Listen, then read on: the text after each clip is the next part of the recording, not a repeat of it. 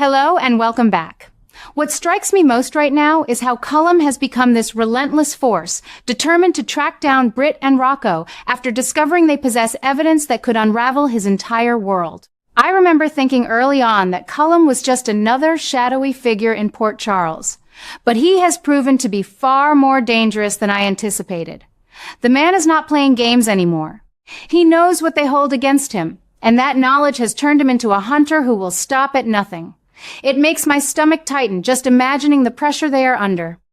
Yet, in the middle of this terror, something beautiful has emerged between Britt and Rocco, a bond that feels as real and tender as any mother and son could share.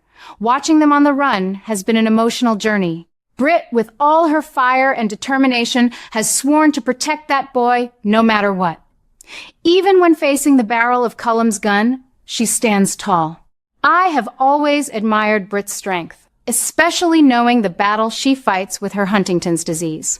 The thought that it could flare up again at the worst possible moment terrifies me, and I keep asking myself, how much more can one woman endure? But she endures because of Rocco. Their connection has grown so deep during this escape that it feels like fate stepped in to give them both something they desperately needed. She has become the protector he needs, and he has given her a reason to keep fighting when her body wants to give up. Brick's role in all this adds another layer of comfort for me as a longtime viewer. That man is pouring everything he has into locating them before it is too late. I have seen Brick handle tough situations before, but this feels personal. He is working around the clock, using every contact and skill he possesses. It gives me hope that help is on the way, even as the danger mounts. There is something reassuring about knowing good people like Brick are out there refusing to let darkness win. It balances the fear I feel for Britt and Rocco. Then we reach that abandoned house on the outskirts of town. My goodness, what a setting for a confrontation that has left me breathless. The isolation, the decay, the sense that everything could end right there, it all builds this incredible tension. Britt faces the hardest decision of her life. She chooses to surrender herself to Cullum so Rocco can slip away. I felt tears in my eyes thinking about that moment. What incredible love it takes to make such a sacrifice. She is willing to trade her safety, possibly her life, for his freedom. And if her sacrifice helps expose not just Cullum, but the larger network involving Sidwell too, then perhaps some justice can finally be served. I have been wondering lately if this is the beginning of the end for that criminal web that has cast such a long shadow over Port Charles. It feels like the show is building towards something big, and I am here for every second of it. Of course, the story does not end with that decision. If Britt's Huntington's flares up and she collapses at such a critical time, it adds another heartbreaking dimension. Even in her weakest moments, her thoughts stay with protecting Rocco. She urges him to seek out someone special, and the name that keeps coming to mind is Nicholas. Now that possibility has me sitting on the edge of my seat. Rocco going to Nicholas could bring an entirely new wave of shocks and revelations. I keep turning it over in my mind. What secrets might surface? How will Nicholas respond to this young boy showing up with such urgent news? It feels like the show is cleverly weaving past connections into the present danger, creating ripples that could change everything we thought we knew about these families. There is also the painful possibility that Rocco, in his desperation to find help, might have to leave Britt behind in a moment of terrible risk. That thought haunts me. The idea of her facing Cullum alone while the boy she has come to love like a son runs for safety creates this aching tension. It is the kind of dilemma that General Hospital does so well, forcing characters to choose between heart and survival. I have seen many storylines over the years, but this one feels particularly raw because it involves a child and a woman battling both external villains and her own body. It raises questions I find myself pondering late at night. How far would any of us go to protect someone we love? What price is too high when innocent lives are at stake? What I appreciate most about this arc is how it highlights the resilience of the human spirit, even when everything seems stacked against our favorites. Britt's determination shines through her vulnerability.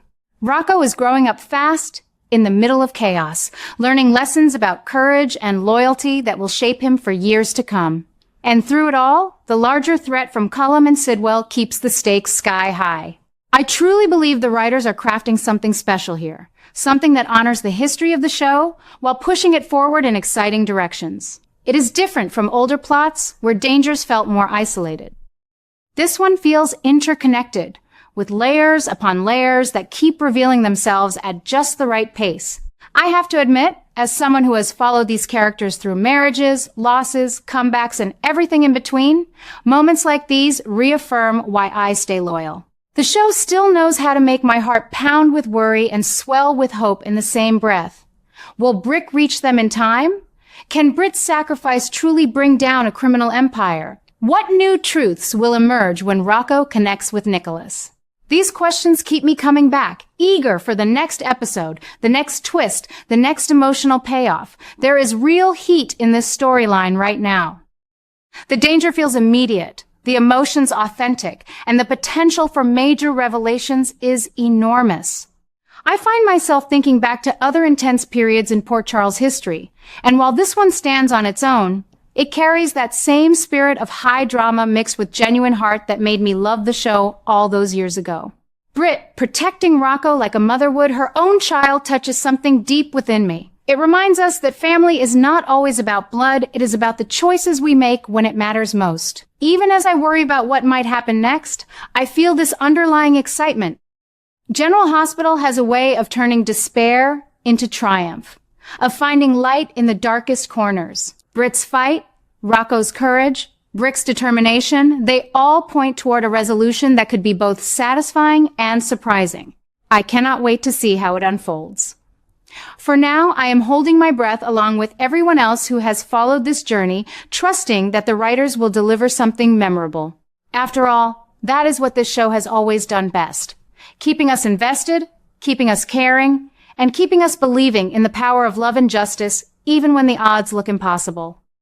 After Britt gave herself up to Cullum so Rocco could escape, the boy did not simply run for safety and wait for rescue. No, something deeper took hold of him. He has become utterly obsessed with finding a way to save Britt from the grip of her Huntington's disease, and that obsession is sparking new dark actions that are exploding right before our eyes in the most compelling fashion. Let me tell you, watching Rocco transform from a frightened child on the run into a young man driven by fierce determination has stirred something profound in this old heart of mine.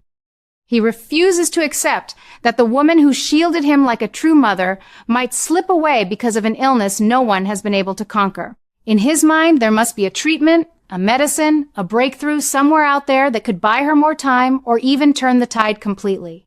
I keep asking myself how a boy his age finds the courage to pursue such a quest while danger still circles like a storm cloud, and the answer comes clear in every scene. The bond they forged during those desperate days on the run changed him forever. Britt did not just protect his body, she awakened a loyalty in his soul that now refuses to let her face this battle alone. What fascinates me most is how the writers are weaving this new chapter so seamlessly into the larger threat from Cullum and his network with Sidwell. Rocco slips away from immediate harm, but instead of heading straight to safety or even to Nicholas, as Britt urged him in her final moments of clarity, he begins his own secret search. He pores over old medical records he managed to grab during their escape, reaches out quietly to specialists he has overheard adults mention, and yes, he starts taking risks that reveal a darker edge emerging within him. It is not the sweet, innocent boy we have known. Desperation is pushing him toward actions that feel shadowy and intense. He sneaks into places he should not go, makes deals with contacts who operate in gray areas of Port Charles, and even considers paths that could lead him straight back into harm's way if it means securing experimental treatments or hidden research notes. These new dark actions are bursting forth like a dam finally giving way, and I cannot look away. They prove how far love will drive a person, even one so young, and they add such rich moral texture to the tale. I love how this obsession ties directly into Britt's own fight. Remember how she collapsed when the Huntington's symptoms flared up at the worst possible moment? That scene still haunts me. Yet Rocco carries the memory of her strength like a shield. He tells himself that if he can just locate the right medicine or the right doctor working on promising trials, he can pull her back from the brink. It is as if the show is gently adjusting the storyline to explore healing not only from external villains but from the internal enemy that has stalked Britt for so long. This feels fresh and different from older plots where cures came from convenient miracles or forgotten relatives. Here, the search itself becomes the drama, full of tension and real stakes. Will his determination actually save her? Or will these darker choices pull him deeper into trouble before help arrives? I believe the writers are setting up something powerful, showing us that even in the face of incurable illness, the human spirit keeps reaching for hope. And through it all, Britt continues his tireless efforts to locate them, adding that reassuring thread of loyalty we longtime viewers cherish. But Rocco is not waiting passively. His actions are accelerating the story in exciting new directions, creating ripples that could affect families across Port Charles. When he finally connects with Nicholas, as I suspect he must, those revelations will carry even greater weight because of the medicine he carries in his heart and the risks he has already taken. The heat of this plot is undeniable.